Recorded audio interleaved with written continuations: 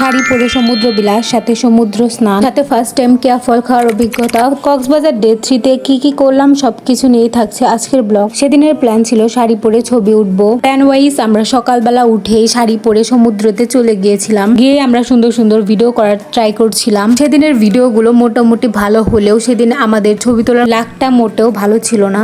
যাই হোক, সমুদ্রেতে শাড়ি পরে ছবি তোলা হয়েছে, এটাই আমার কাছে অনেক। ছবি ওঠা শেষ করে আমরা সকালে নাস্তা করার জন্য চলে যাচ্ছিলাম।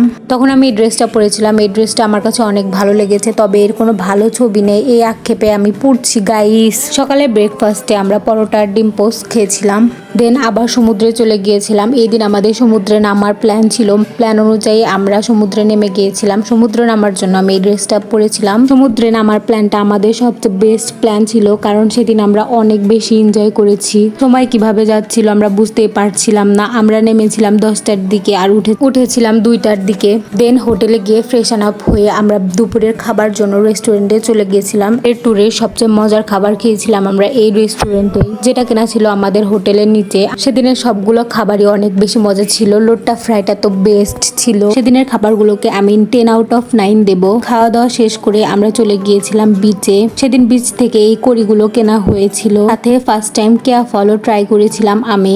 এই ফলটা তালের শ্বাসের মতোই লাগে, একটু অন্যরকম, তবে মজা আছে। দা ওয়ে, আমার ব্লগ তোমাদের কেমন লাগে অবশ্যই কমেন্ট করে জানাবে। নেক্সট ব্লগ কিন্তু শপিং ব্লগ হতে যাচ্ছে গাইস।